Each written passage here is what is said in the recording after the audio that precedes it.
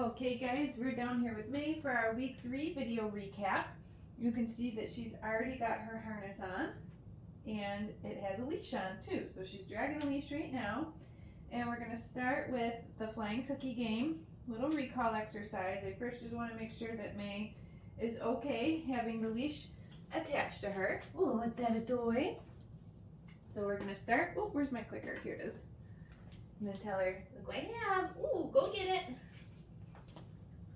May, good girl, nice puppy, good girl, get it. May, very good. Ready? Get it. May, perfect. Great, so she's not too bothered by her leash dragging at all. So now what we're going to do is we're going to practice that following a food lure in my hand. Good girl. Very nice job. But while she's following the food lure, I'm also going to pick up that leash. Good girl. Very nice. And you can see sometimes she notices the leash a little bit. Totally fine. That's why we're using the food lure. Good job. They don't know what the leash is. Yeah, he's still a little sensitive to it. Good girl. Especially like sometimes with these harnesses that attach on the back, like she feels like the leash is coming over her head, and that can be a little weird for them.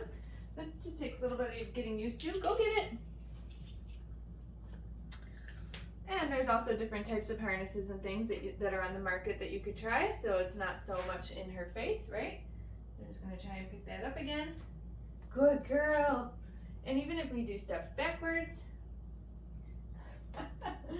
she's like, I cannot go in that direction. Good girl. There we go. Ready? Go get it. Perfect. So you definitely want to start this inside the house. You could even use like a different type of treat maybe. That might help keep her little novel treat, might be a little bit more exciting. She'll want to stay more connected. So we're just going to take her harness off for the rest here. You want to start that exercise in the house. Do it for a couple weeks in the house. Get her really comfortable with the leash going back and forth, and then you can take it outside, up and down the driveway a little bit.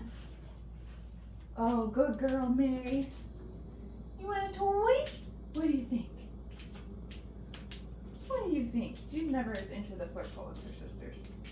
What is that? What is that? How about this one? Yeah, oh yes, you like this one better. Good girl. May doesn't care about the flirt pole. She likes this guy though. Good puppy. All right, let's review some of our other things. Treats. May, sit. Good, sit. Very nice puppy. Down. Good. Very good. Good down. Good girl. Get it.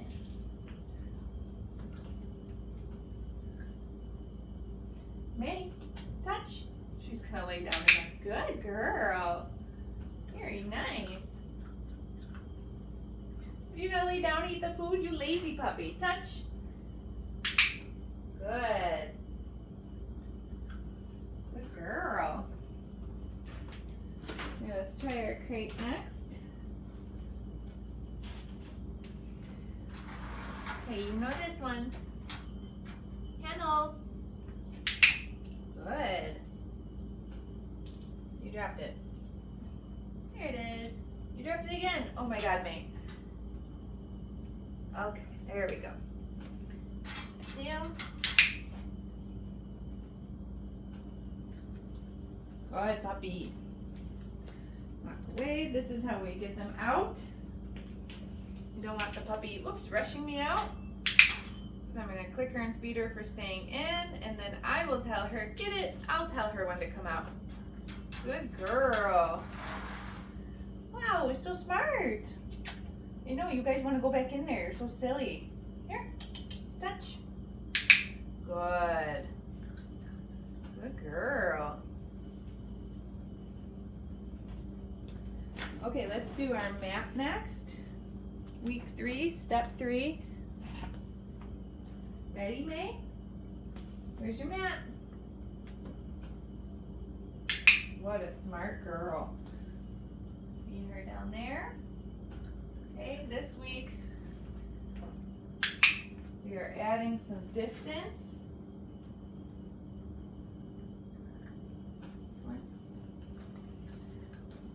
You can see I'm moving away from May while she's holding her down on the mat.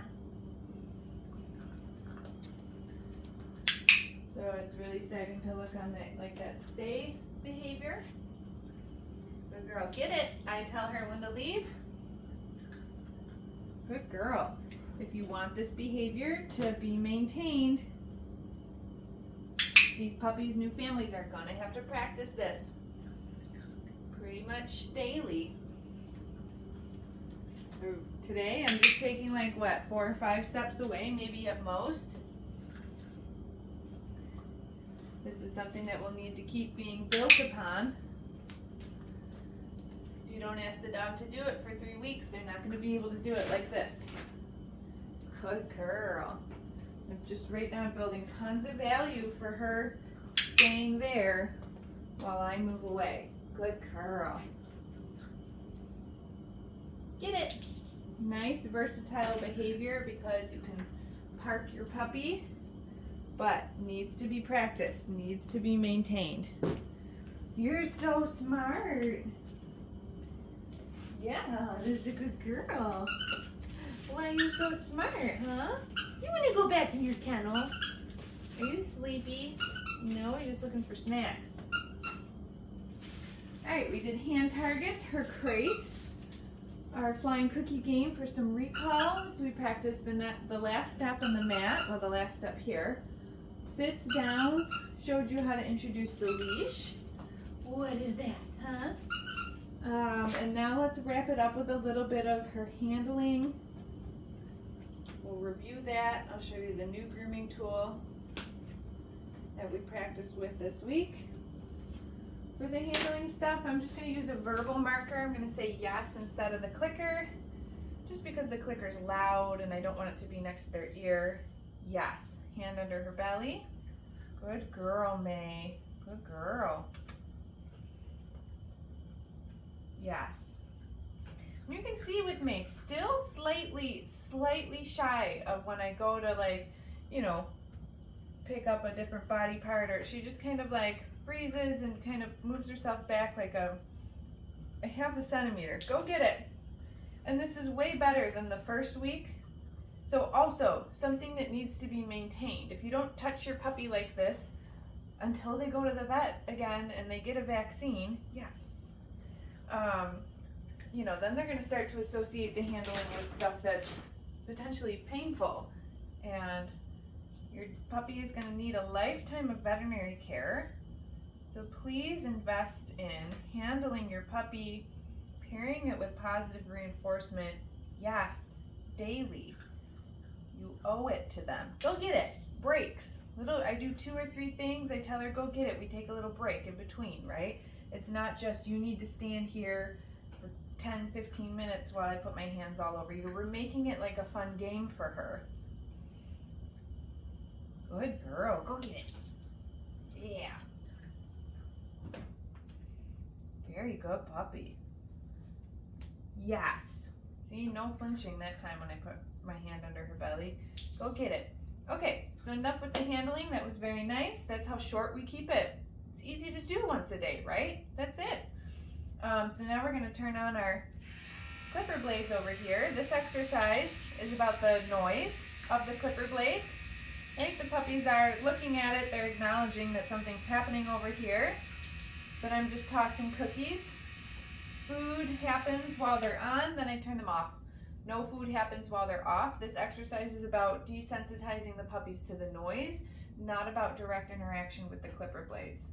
So it's really kind of cool. I wish I had video from day 1 of this week to show you, because we would turn the clipper blades on and the puppies were a little apprehensive of the noise. But now, as you can see, it's like no big deal, right? And so again, these types of dogs will need a lifetime of grooming. They're gonna have to, be groomed with the clipper blades. Very important that we make sure that these things are no big deal to them. The sounds, the noises that they're gonna hear in the grooming facility or otherwise, this is how we would work on any sound sensitivity or desensitizing before it's an issue. Great, okay. That's it. You did everything. You did all of it. So again, please make sure that you check out the video library, because that has some way more detailed instructional videos, especially on the things like the handling and the grooming tools. I did open up my Zoom availability for the month of November, so please make sure you get your Zoom lesson booked. Ooh, good girl. And that's it. We'll see you at your Zoom. Come here, puppy.